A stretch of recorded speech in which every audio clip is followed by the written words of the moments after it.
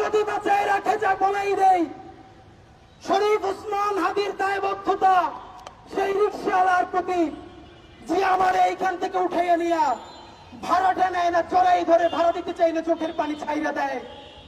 আমার দায়বদ্ধতা সেই চাওয়ালার শ্রমিকওয়ালা ভাই বোনদের প্রতি, যে 50 টাকা 100 টাকা দিয়ে আজকে আমার র্যালি কইরে দেয়। আমার দায়বদ্ধতা বাংলাদেশের সেই সমস্ত লক্ষ কোটি আমার মা খালা, যাদের সন্তানদেরকে বলে ওসমান টাকা পয়সা কি করে, তোরা যে ঢাকার সাথে কাজ কর। যারা আমার জন্য জনগণে, আমার যে মায়েরা রোজা রাখে, আমার যে মা খালারা রোজা রাখে, সন্তানকে আমার কাছে পাঠায়, বাড়ির 2-4 টাকা জমা আমাদের জন্য পাঠায়।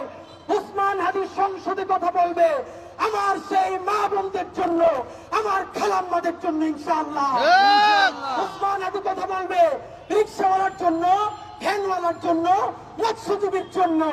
ওসমান হাদি ইনশাআল্লাহ কথা বলবে group of company, corporate company, যারা চাঁদা না দিয়া, শতভাগ ভ্যাট ট্যাক্স দিয়া হালাল ভাবে ব্যবসা করতে চায়, তাদের অধিকারের কথা বলবে ইনশাআল্লাহ।